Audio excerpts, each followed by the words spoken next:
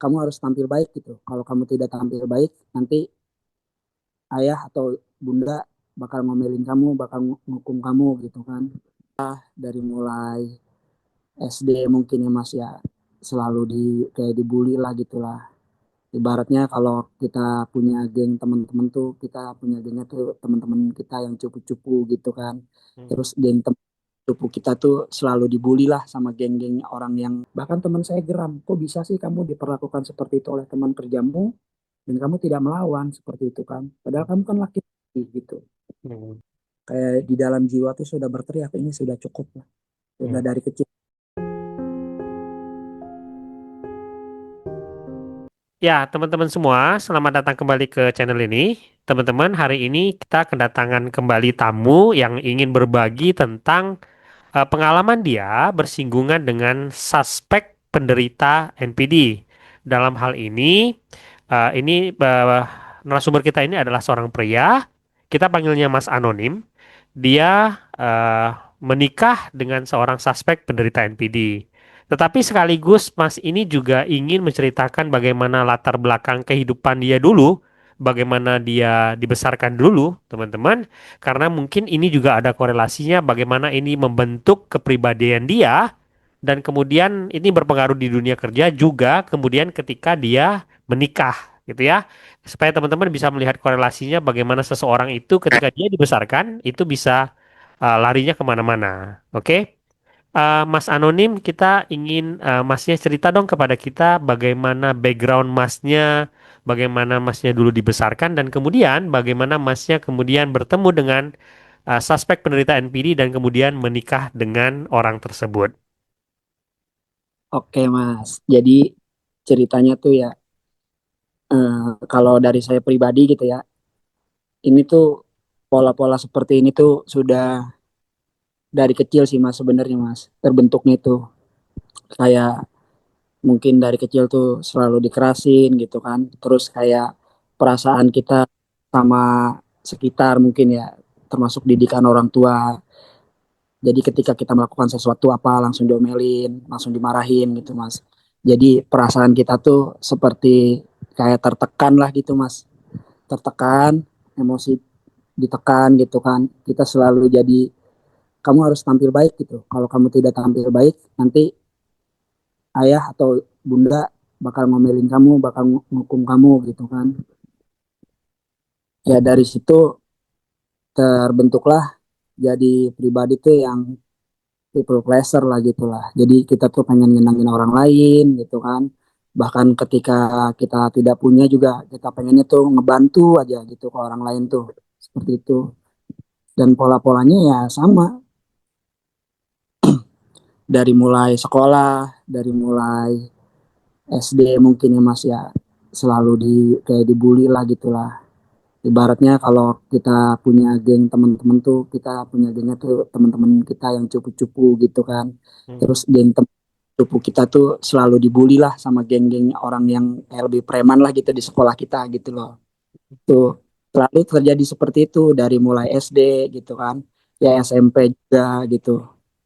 Sampai SMK pun ya seperti itu gitu.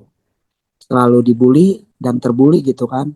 Karena mungkin dalam hati kita ketika kita melawan nih kita salah gitu kan ya. Ketika kayak tidak gimana ya Mas ya, kayak nggak punya identitas lah gitu dalam hidup tuh kita nggak tahu diri kita sendiri itu siapa gitu kan. Hmm. Itu itu poin pertamanya dari mulai kehidupan sekolah lah ya, kehidupan masa kecil lah, masa kecil yang kurang lah gitu kan.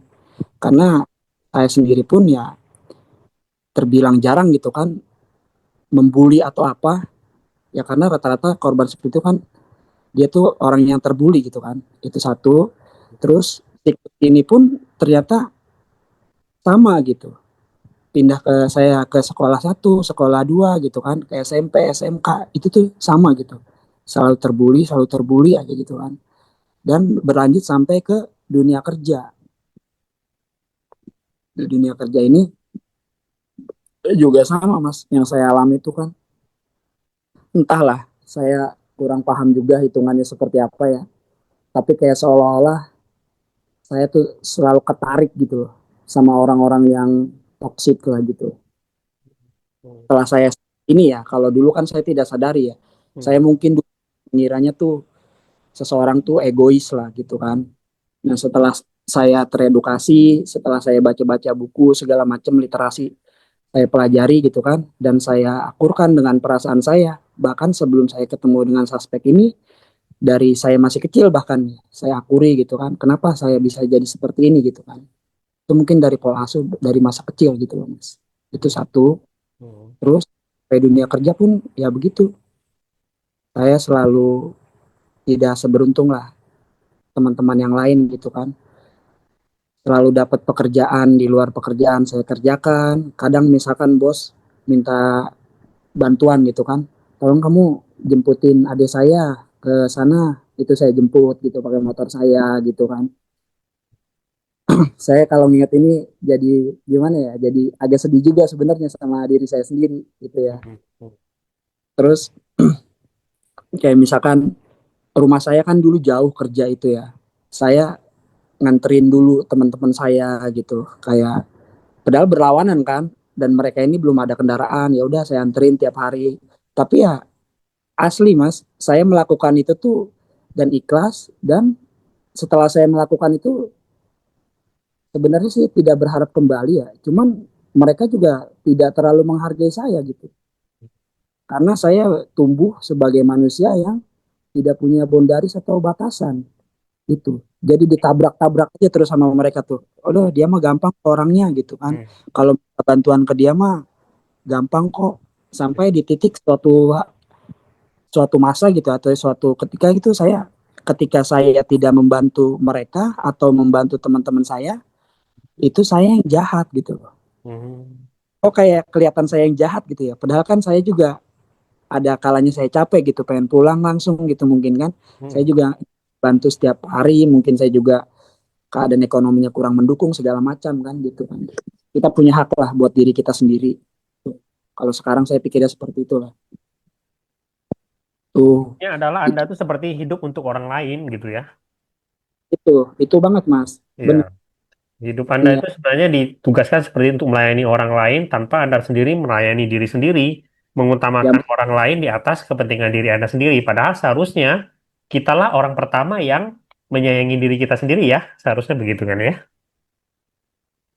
ya seharusnya seperti itu Mas. Ya, Dan oke. itu setelah saya sadari ya sangat-sangat menyakitkan sekali ya Oke. fakta-fakta kehidupan ini kan. Dan itu berlanjut, saya pindah kerjaan pun seperti itu gitu. Sampai suatu ketika saya bertemu dengan suspek ini, Mas. Mhm. Saya tuh pertama saya tuh sebenarnya ketemunya sama ibunya ya, Mas ya, bukan sama suspeknya ini. Dan ibunya juga mengarah ke suspek juga gitu kan. Kita kan cek ya, kalau kita tuduh langsung kan kita harus dengan tes segala macam kan. Ya. Tuh. Nah, ibunya ya biasalah berbincang-bincang, ngobrol, meminta kerjaan ke saya. Ya akhirnya saya kasih lah, saya WA gitu kan nomornya, dengan nomor si suspek itu. Mhm. Ya udah, itu saya mulai kenal, jalan, ya kan, jalan segala macam. Saya pikir saya sampai kemarin pun sebelum edukasi ini saya telan gitu ya. Ketika saya baik sama orang lain, saya berharapnya orang lain pun baik sama saya gitu kan. Karena saya tidak ada kepentingan sama sekali gitu sama orang lain kan. Mhm. Entah itu baik atau wanita tuh ingin menikmati tubuhnya atau apa, saya tidak berpikiran seperti itu. Itu satu poinnya. Terus saya dekati, ya biasa. Pertamanya ya dia, saya sharing gitu kan. Dia tuh menampilkan wajah tuh yang sedih gitu loh mas. Gimana ya? Mhm. Sedih. Dia di background yang keluarga yang sedih lah, dia cerita begini-begini. Saya pun ya cerita-cerita begini sedih gitu kan. Saya juga dari kecil seperti ini, seperti ini, seperti ini gitu kan. Ya dia benar-benar nge-mirroring saya lah mas gitu. Mhm. Oke. Jadi, saya cerita semuanya. Itulah letak kesalahan saya terlalu banyak cerita gitu pada Mhm. waktu. Nah ternyata cerita saya itu dijadikan bahan untuk ya itu mendekati saya gitu kan. Oke. Ya, setelah saya dekat-dekat sampai si orang tuanya ini ya dalam rentang waktu 2 bulan atau 3 bulan gitu kan, menyuruh saya untuk menikah gitu kan, Hmm. karena saya punya tanggung jawab, karena sudah saya ajak main gitu kan, Hmm. keluar gitu. Tidak enak orangnya ya, saya Hmm. bertanggung. Terlebih saya tahu cerita dia, backgroundnya ini emang sedih menurut saya gitu kan. Hmm. Jadi hidupnya itu sudah dari kecil gitu kan. Udah, saya dari situ tergeraklah hati saya menikah tanpa saya curiga apa-apa gitu.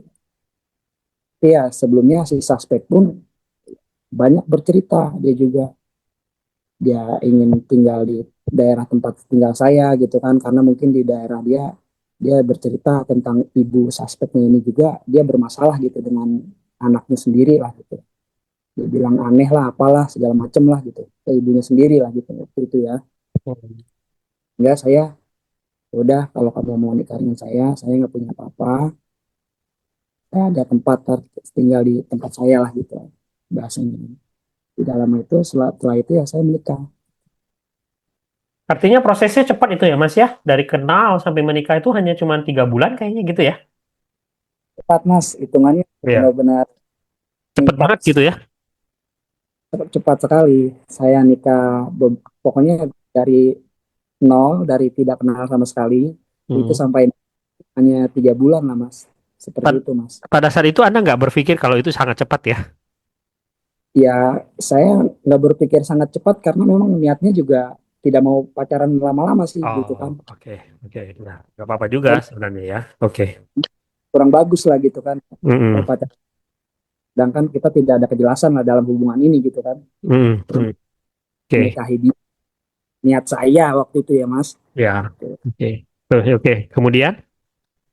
Setelah itu ya kami menikah, ya padahal ya di awal-awal menikah pun sangat sangat amat sekali banyak dramanya ya mas sebenarnya, dari pihak keluarga segala macam lah gitu.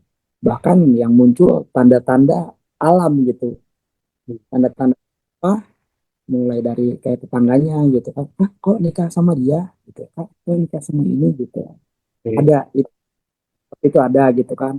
Terus saya juga kan, nah, kerja di lingkungan situ dekat rumahnya dia, saya ke tempat beli uduk pun kayak, saya udah nikah mas sekarang, saya cerita ke tempat uduk gitu kan, hah nikah sama dia gitu, kenapa emang mas? Mas uduknya diam gitu kan, mungkin dia tahu sesuatu tapi dia nggak berani ngomong sama saya Hmm. pas waktu gitu kan.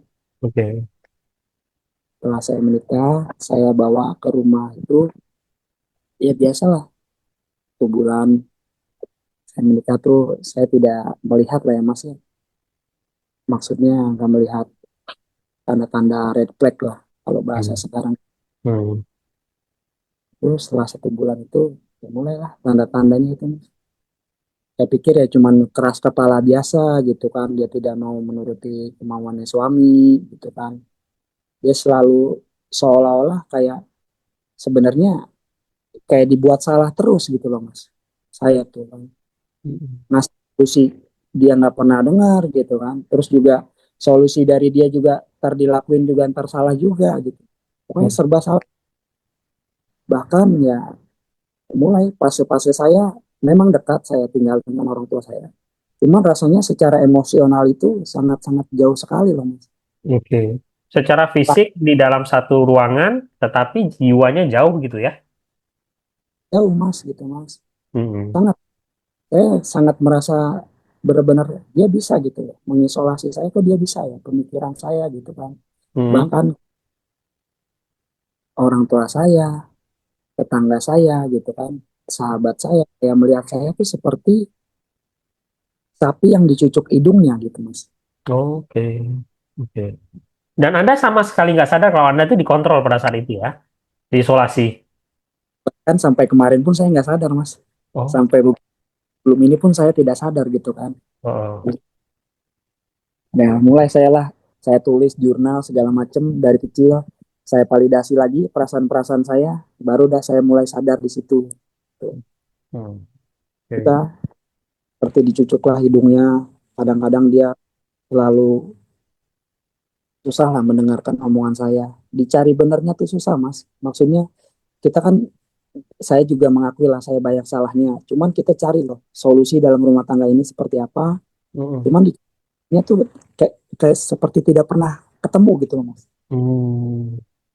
Dan selalu serba salah gitu kan. Mm-mm. Bahkan saya sendiri yang di dalam rumah itu tidak pernah melihat red flag istri saya gitu. Karena Mm. istri saya tersebut suspek ini selalu saya doang kok yang sayang sama kamu gitu kan. Keluarga Mm. kamu tuh nggak kamu Mm. kok gitu. Dia bikin penanaman image itu kepada Anda gitu ya, bahwa yang bisa sayang sama Anda tuh cuma dia gitu ya. Dia bikin Anda percaya akan hal tersebut gitu. Sangat percaya Mas, Hmm. sangat-sangat. Oke. Bahkan saya hitungannya ya sampai melawan lah ke orang tua saya sendiri gitu kan. Oh. Saya lawan Mas, saya dobrak bahwa saya berani kok di pihak istri saya gitu, jelas, jelas. Kalau sekitar saya sih udah sangat-sangat udah mewanti-wanti saya, maksudnya udah ngomong lah ke saya. Ini istri kamu kayaknya seperti ini dah orangnya gini-gini. Cuman saya nggak pernah dengar gitu. Orang Hmm. tuh ngomong nggak pernah dengar, tetangga saya juga cerita nggak pernah dengar gitu kan. Bahkan sahabat saya sendiri yang merasakan lah mungkin perubahan saya gitu segala macam, fokus suci sekarang gitu, mau banyak pikiran segala macam gitu kan. Saya nggak pernah dengerin Mas, Hmm. Hmm. sampai-sampai pada suatu ketika itu ya kita punya anak lah biasa ya. Hmm. Di rumah tangga saya punya anak, dan anak saya ini sekolah Mas. Hmm. Tapi sekolahnya itu anak saya seperti gimana ya Mas ya, seperti kayak kadang-kadang suka kayak linglung gitu Mas, Hmm. Hmm. kayak kayak kurang respon seperti itu anak, bahkan sampai gurunya sendiri tuh menyuruh saya tuh ke psikolog anak gitu loh, membawa anak saya gitu. Dan pada waktu itu saya mendengar itu dari suspek itu, saya sangat emosi. Kenapa anak kita, memang ada masalah apa dengan anak kita seperti itu kan? Karena saya tidak tahu ini kan. Hmm. Ternyata ya dia di abuse gitu kan. Memang sih sebenarnya saya sudah tahu selama ini dia suka teriak gitu sama anak. Kadang suka teriak gitu. Terus anak mau main keluar rumah nggak boleh sama dia kan. Hmm. Di rumah dikurung segala macem gitu kan. Dia teriak-teriak, berani dia teriak-teriakin anak itu sampai kedengeran keluar gitu kan. Mungkin kalau disebut saksi mau banyak saksi saya di sini gitu. Hmm. Mendengar teriakin anak itu sampai sampai mengganggu konsentrasi belajar anak saya gitu kan. Hmm. Itu, Mas. Oke. Terus saya di titik itu saya sama sekali belum sadar Mas sebenarnya. Saya masih denial dengan kebaikan dia. Hmm. Jujur bombing itu luar biasa gitu. Hmm. Dia pijitin saya gitu kan. Selalu lah dia kasih pelayanan gitu. Saya kadang-kadang selalu denial gitu. Ini yang saya harapkan dia kembali, dia masih baik kok gitu. Dia Hmm. masih baik. Walaupun sekeliling saya gitu. Saya lawan Mas satu dunia Mas. Saya di pihak dia. Hmm. Hmm. Sangat garis keras. Artinya adalah bahwa sebenarnya sekeliling Anda bisa melihat sesuatu yang tidak beres, tapi Sangat Anda denial akan seluruh tanda-tanda tersebut gitu ya. Walaupun seluruh dunia memberitahu kepada Anda, tapi Anda melawan itu semua gitu. Itu yang terjadi pada saat itu ya. sangat saya lawan. Mungkin orang sebenarnya sudah tahu, mungkin karena saya membela istri saya, jadi saya tidak enak lah orang lain buat ngomong ke saya gitu kan. Hmm. Hmm. Karena Oke. mereka tahu bahwa saya berada di pihak istri saya pada waktu Hmm. itu. Hmm. Sampai-sampai ya di titik ya dia kurang ajar lah sama saya. Sering kali lah dia kurang ajar. Tapi anehnya saya tidak berani ngelawan gitu. Hmm. Anda Saya tidak, menormalisasi hal tersebut gitu ya.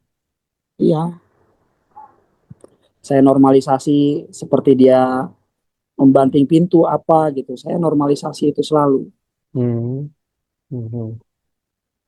Bahkan saya juga ya sering kali lah dihina secara ekonomi gitu kan yang membuat saya tuh jatuh gitu kan. Saya Hmm. menerima di rumah dan di kerjaan pun saya menerima itu, bertemu dengan orang-orang yang manipulatif juga. Hmm. Karena Ber- mungkin gini ya Mas, seperti Anda bilang tadi bahwa karena Anda terbiasa hidup seperti itu sebagai seorang people pleaser dari dulu sering ditekan, sekarang ketika di pekerjaan juga diperlakukan begitu dan ketika di pernikahan diperlakukan begitu, Anda menerima itu. Gitu juga ya salah satu faktornya ya. Mungkin udah tertanam di alam bawah sadar saya bahwa saya menerima itu saya wajar gitu, saya wajarkan. Iya, Itu oke. pada saat ya saya di kerjaan pun ya banyak lah, Hmm. seperti ya ditikung teman gitu kan, terus yang teman dipecat, teman jadi ngomong ke atasan, jadi saya yang dipecat, banyak lah seperti. Dan di Dan saya pernikahan juga begitu gitu ya. Dihina, direndahkan dan Anda menerima hal tersebut sebagai sesuatu dalam tanda kutip normal gitu ya. sangat menerima mas. Hmm. Oke. Ingat, lucu sekaligus sedih gitu kan kadang-kadang. Hmm. Hmm. Hmm. Sangat-sangat menerima saya diperlakukan seperti itu. Hmm. Saya selalu menuntut mas, ngelihat mata orang tuh saya nggak berani gitu, kayak Hmm. seperti ada di dalam diri saya, karena mungkin sudah lama ya saya memendam juga ini perasaan yang sangat menyakitkan ini, Hmm. sehingga saya dan mengabaikan batasan-batasan yang ada, dan orang-orang pada beranilah terhadap saya gitu mas, termasuk istri saya sendiri. Oke. Yang ketara sih di istri saya gitu kan, dia Hmm. orangnya emang dinasihatin, itu satu.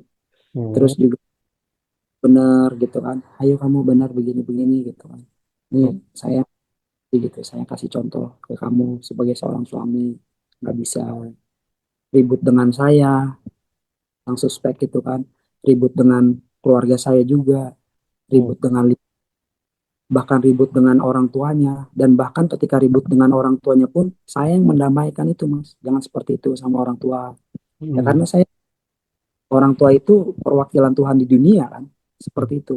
Itu yang Hmm. saya yakin, itu yang pertama saya yakini, jangan seperti itu didamaikan, tapi ketika mereka bersatu mereka malah menyerang saya gitu. Hmm. Oke. Bayangkan sih, saya diomongin gitu kan, sang Hmm. suspek sama orang tuanya menggibah saya dan keluarga saya gitu kan, Hmm. tapi dan saya bisa menerima itu gitu. Oke.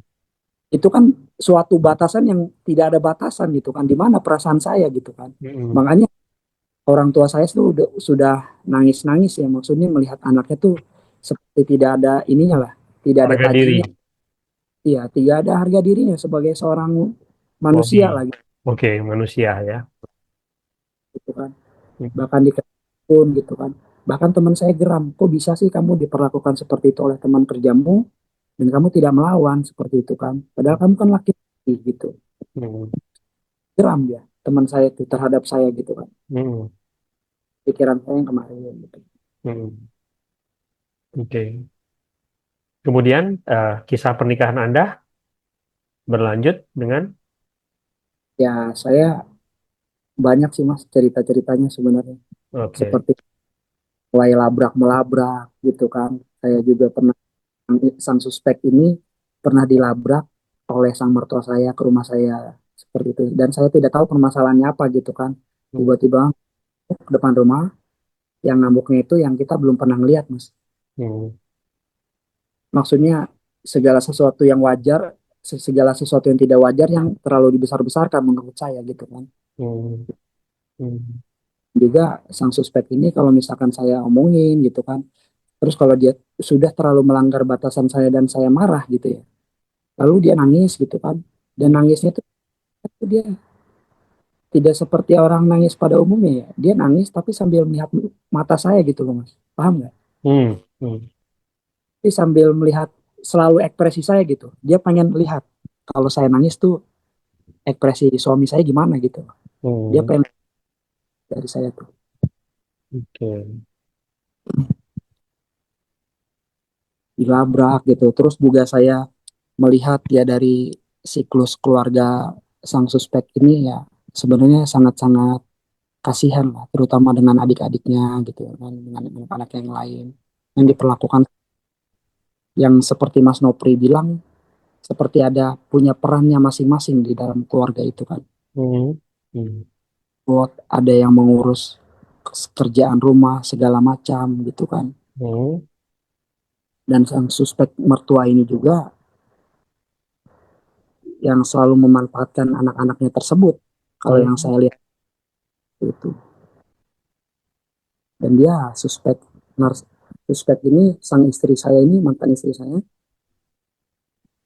ketika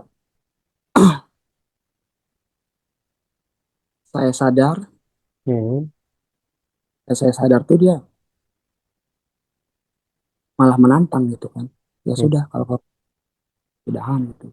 Tapi ketika saya sudahi gitu kan, Hmm. sekarang saya baru talak, belum saya urus surat-suratnya segala macam.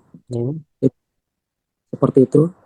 Pas sudah fase 1 2 bulan gitu, seperti seolah-olah dia selalu merasa korban gitu, dia selalu merasa korban, bahkan dia selalu menghubungi teman-teman saya gitu kan, Hmm. yang ide saya selalu menjolimi dia, selalu menjolimi dia gitu. Hmm. Hmm.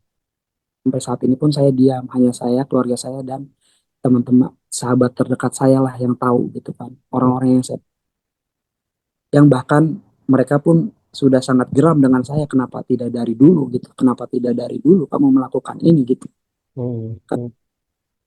sebagai seorang suami ini sudah sangat dipijak-pijak gitu kan. Hmm. Hmm.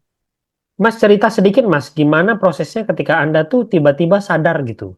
Atau Anda tuh mengambil keputusan bahwa, oh kayaknya saya nggak bisa jalanin terus nih pernikahan seperti ini gitu. Atau menyadari tiba-tiba bahwa, oh ternyata istri saya tuh NPD atau apa gitu. Atau sebenarnya baru tahu belakangan gitu ya kalau dia NPD. Dulu proses sadarnya itu bagaimana? Awal pun ya, dari awal menikah pun saya sudah tahu lah dia keras kepala gitu kan. Itu yang Hmm. saya tahu kan ya. Hmm. Terus akhirnya ya saya baca-baca lah literasi segala macam, konten-konten termasuk semualah psikolog, mulai dari Mas Nopri, Ani Abersal, NPD Hmm. Victim, Hmm. semua yang di Facebook, yang di YouTube, pengalaman orang-orang juga saya lihat-lihat juga semua gitu kan. Hmm. Terus saya ayatnya ini seperti apa ya, orang yang ingin selalu benar ini kok kayak, mohon maaf ya Mas Nopri ya, kayak seperti iblis gitu loh. Hmm. Kayak ini rada kasar tapi itu yang saya rasakan gitu. Hmm. Di bisa dia ingin selalunya benar apa gitu kan. Di situ saya merinding dan sangat-sangat saya menangis Mas. Waktu itu tuh saya sampai 3 kali menangis gitu kan. Hmm. Dan saya sudah coba mempertahankan rumah tangga gitu. Seperti dia yang salah tapi saya minta maaf gitu kan. Hmm. Apa dia pulang ke rumah orang tuanya lalu saya bujuk gitu kan. Dan saya nangis di situ kan. Kayak Hmm. tidak bisa mempertahankan rumah tangga ini gitu. Dari situ setelah saya cocokkan apa yang saya alami dengan konten-konten ini dengan yang saya pelajari gitu ya Mas ya. Hmm. Ternyata memang seorang suspek ini dia memang sangat-sangat berani mempertaruhkan semuanya di atas meja gitu kan. Seperti yang Mas Nopri bilang, ya Hmm. sudah kalau saya saja gitu loh. Hmm. Seperti di itu. Tapi saya sudah sangat-sangat saya tahan-tahan sebenarnya Mas. Sampai satu ketika suatu malam tuh saya tersadar gitu, saya termenung. Saya kayaknya saya salah deh dengan menjalani hidup saya yang seperti ini terus gitu. Sambil nonton konten Mas Nopri juga waktu itu kan. Hmm. Dengan yang dialami suspek ini, saya ambil keputusan, saya sudahi hubungan ini, Mas. Hmm. Tapi proses menyudahi itu juga tidak mudah kan ya Mas ya? Sangat tidak mudah. Saya waktu itu ke klinik, saya dinyatakan PTSD. Itu pertama, Hmm. saya psikiater, minum obat tidur juga kan, dikasih obat penenang seperti itu. Hmm.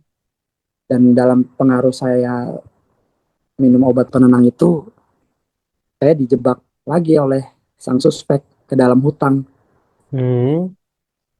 uh, finansial saya waktu itu. Dan prosesnya sangat-sangat tidak mudah, Mas. Kalau Hmm. sekarang saya lega ya. Walaupun saya kadang-kadang suka terpikir gitu kan, Hmm. Hmm. tentang nasib anak macam gitu kan.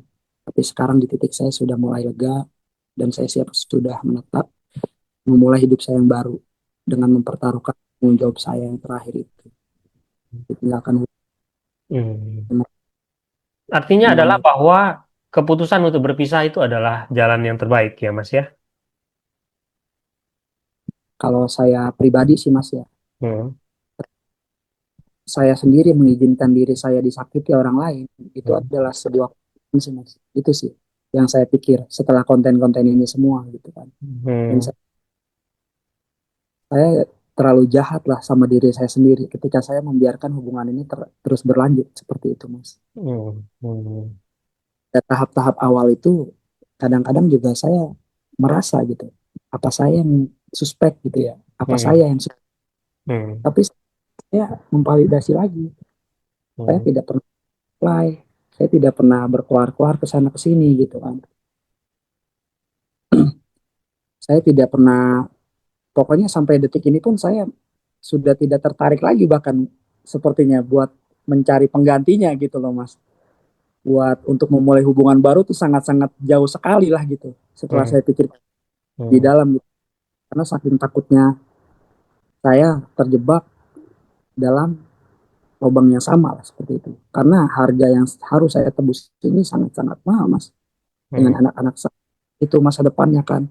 Saya Hmm. juga sedang terus mengawasi anak-anak saya sambil saya menyelesaikan masalah ekonomi saya yang saya alami. Oke. Artinya sekarang sudah resmi bercerai Mas ya dan menata kembali kehidupan yang baru. Sekarang sih saya sudah di titik sudah bercerai dengan sang suspek Hmm. dan bercerai itu saya mulailah Mas membangun batasan-batasan diri saya Oke. mulai baru lagi dan mulai lebih beda sih Mas gitu ya. Karena Hmm. perubahan benar-benar dari dalam gitu. Kayak di dalam jiwa tuh sudah berteriak ini sudah cukup lah. Sudah Hmm. dari kecil ini gitu. Itu yang saya alami lah. Seperti contohnya ya kemarin-kemarin seperti ada orang yang apa iseng duluan gitu. Saya sudah mulai berani lah buat ngebela diri saya gitu kan. Mulai bisa hidup untuk diri Anda sendiri. Bisa hidup untuk diri saya sendiri dan mulai memilih diri saya setiap harinya Mas. Itu yang saya lakukan. Oke. Terus dengan terus mempelajari juga kan belajar juga gitu kan memperbaiki gitu kan memperbaiki diri sendiri itu kan yang paling terpenting saya sekarang sih kadang-kadang saya juga tidak mau terlalu menuduh suspek ini gimana gimana gitu tapi saya lebih ke ingin memperbaiki diri saya juga Mas seperti itu Oke. Oke. seperti itu. Ya, Mas. Sebuah pengalaman yang hebat. Mas, sebagai penutup ya, Mas ya, kita pingin deh, Masnya kasih sebuah pesan gitu ya, untuk teman-teman semua yang mungkin saja terjebak di dalam sebuah hubungan yang sama, bagaimana Anda memberikan penguatan kepada mereka berdasarkan pengalaman yang Masnya rasakan. Berdasarkan pengalaman yang saya rasakan ya karena kan tidak semua orang itu mengalami hal yang sama seperti kita Mm-mm. tidak banyak bercerita ke kanan dan ke kiri. Mm-mm. Kita berpegang pada agama kita masing-masing, Tuhan kita masing-masing, dekatkan diri pada Tuhan kita, percaya pada Tuhan kita. Terus juga kita menguatkan diri dengan cara kita mencintai, belajar mencintai diri kita sendiri gitu. Sudah cukup, jangan terlalu menjadi lilin yang kita menerangi orang lain, tapi kita membakar diri kita sendiri. Mm. Itu. Mm. Mm. Belajar mencintai diri kita sendiri, setiap hari kita pilih diri kita sendiri, setiap hari kita pilih diri kita sendiri. Itu pertama.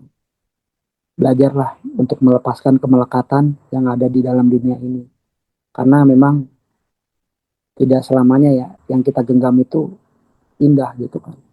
Tidak selamanya. Mm. Jika mawar itu terlalu menusuk tangan kita kan harus kita lepas juga mas. Itu sih pesan dari saya sih yang saya dapatkan selama beberapa tahun ini. Dan kesadaran ini memang harus dibentuk sama kita sendiri sih. Karena tidak ada pihak luar yang bisa mengintervensi. Mm. Karena kan orang tua saya, sahabat saya sendiri sampai nangis dan bercerita, saya tuh pengen kamu bahagia gitu kan. Dalam hidup kamu, kamu terlalu banyak cerita ke saya gitu. Ada apa dengan kehidupan kamu dan pernikahan kamu gitu kan. Mm. Mm. Ya adanya di dalam diri kita sendiri, Mas. Oke. Gitu. Belajarlah mencintai diri kita sendiri, itu poin satu. Hmm. Berbanyak terus belajar gitu kan. Dekatkan diri pada Tuhan. Udah seperti itu aja lah, Mas. Oke. Ya, Mas. Saya terima kasih sekali ya, Mas ya. Mudah-mudahan dengan apa yang disampaikan oleh Mas ini bisa membantu banyak sekali pribadi-pribadi yang merupakan people pleaser di luar sana yang bisa saja terjebak di dalam sebuah hubungan yang sama.